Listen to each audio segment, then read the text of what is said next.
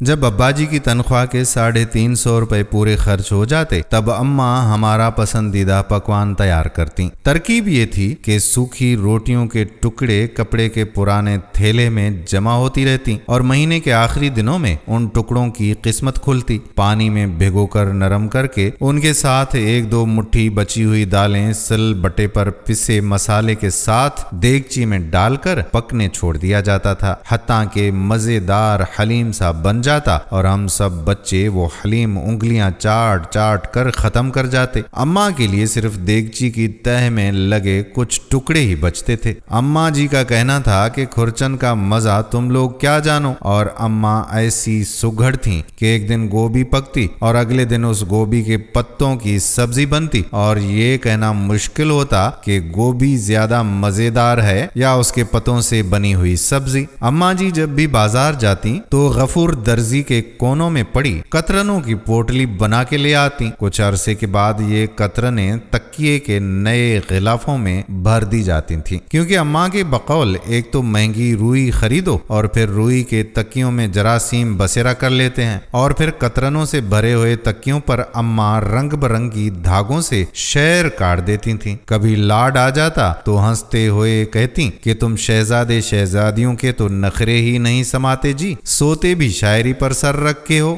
عید کے موقع پر محلے بھر کے بچے غفور درزی سے کپڑا سلواتے، ہم ضد کرتے تو اماں کہتی کہ وہ تو مجبوری میں سلواتے ہیں کیونکہ ان کے گھروں میں کسی کو سینہ پرونا نہیں آتا، میں تو اپنے شہزادے شہزادیوں کے لیے ہاتھ سے ہی کپڑے سیوں گی۔ جمعۃ الوداع کے مبارک دن ابا لٹھے اور پھولدار چھینٹ کے 2 آدھے آدھے تھان جانے کہاں سے خرید کر لاتے تھے۔ لٹھے کے تھان میں سے ابا اور 3 لڑکوں کے اور چھینٹ کے تھان میں سے 2 لڑکیوں کے اور اماں کے جوڑے کٹتے، اور اماں ہم سب کو سلانے کے بعد سحری تک آپا نصیبن کے دیوار ملے کوارٹر سے لائی گئی سلائی مشین پر سب کے جوڑے سیتیں۔ آپا نصیبن سال کے سال اس شرط پر مشین دیتی کہ ان کا اور ان کے میاں کا جوڑا بھی اماں سی کے دیں گی۔ ہم بہن بھائی جب ذرا سیانے ہوئے تو ہمیں عجیب سا لگنے لگا کہ محلے کے باقی بچے بچیاں تو نئے نئے رنگوں کے الگ الگ چمکیلے سے کپڑے پہنتے ہیں، مگر ہمارے گھر میں سب ایک ہی طرح کے کپڑے پہنتے ہیں۔ مگر اماں کے اس جواب سے ہم مطمئن ہو جاتے تھے کہ ایک سے کپڑے پہننے سے کنبے میں محبت قائم رہتی ہے، اور پھر ایسے چٹک مٹک کپڑے بنانے کا آخر کیا فائدہ جنہیں تم عید کے بعد استعمال ہی نہ کر سکو۔ چھوٹی عیدیوں پر بھی واحد تہوار تھا جس پر سب بچوں کو ابا 1 روپے کا چاند تارے والا بڑا سکہ دیتے تھے۔ اس کے انتظار اور خرچ کرنے کی منصوبہ بندی میں چاند رات آنکھوں ہی آنکھوں میں کٹ جاتی۔ صبح نماز کے بعد ہم بچوں کی شاپنگ شروع ہو جاتی۔ سب سے پہلے ہر بہن بھائی کوڈو کے ٹھیلے سے ایک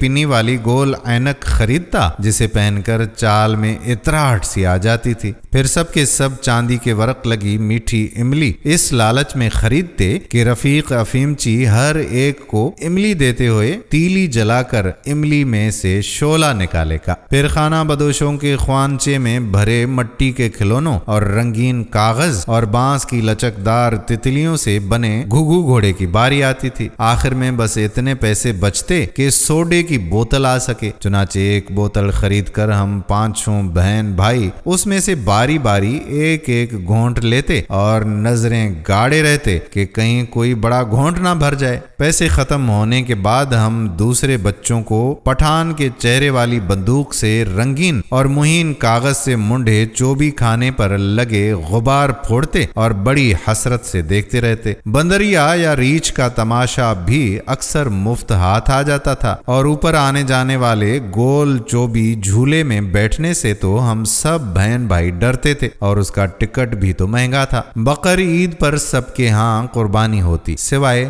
ہمارے، مگر یہاں بھی اماں کی منطق دل کو لگتی کہ جو لوگ کسی وجہ سے دنیا میں قربانی نہیں کر سکتے ان کے بکرے اللہ میاں اوپر جمع کرتا رہتا ہے، جب ہم اوپر جائیں گے تو ایک ساتھ سب جانور قربان کریں گے انشاءاللہ۔ ایک دفعہ گڑیا نے پوچھا کہ اماں کیا ہم جلدی اوپر نہیں جا سکتے؟ ہر سوال پر مطمئن کر دینے والی اماں چپ سی ہو گئی اور ہمیں صحن میں چھوڑ کر اکلوتے کمرے میں چلی گئی۔ ہم بچوں نے پہلی بار کمرے سے سسکیوں کی آوازیں آتی سنی مگر جھانکنے کی ہمت نہ ہوئی۔ سمجھ میں نہیں آیا کہ آخر گڑیا کی بات پر رونے کی کیا بات تھی۔ کوئی 6-7 ماہ بعد ایک دن اماں باورچی خانے میں کام کرتے کرتے گر پڑی۔ ابا نوکری پر تھے اور ہم سب اسکول میں۔ گھر آ کر پتا چلا کہ آپا نصیباً اماں کی چیخ سن کر دوڑی دوڑی آئیں اور پھر گلی کے نکڑ پر بیٹھنے والے ڈاکٹر محسن کو بلا کر لائیں۔ ڈاکٹر صاحب نے کہا کہ اماں کا دل اچانک ساتھ چھوڑ گیا ہے۔ تدفین کے بعد ایک روز گڑیا نے میرا بازو زور سے پکڑ لیا اور یہ کہتے ہوئے پھوٹ پڑی کہ خود تو اوپر جا کر اگلی عید پر اکیلے اکیلے بکرے کاٹیں گی اور ہمیں یہیں چھوڑ گئیں۔ اللہ اکبر۔ دوستو یہ تھے غربت والے دن جن سے کافی لوگ گزرے ہوں گے، لیکن کیا پتا کہ آپ کو وہ دن یاد ہیں کہ نہیں۔ آج کی اس ویڈیو کو اپنے بچوں کے ساتھ شیئر ضرور کیجیے گا۔ آنے والی ویڈیو تک اپنے میزبان قادر بخش کلوڑوں کو اجازت دیجیے۔ اللہ حافظ۔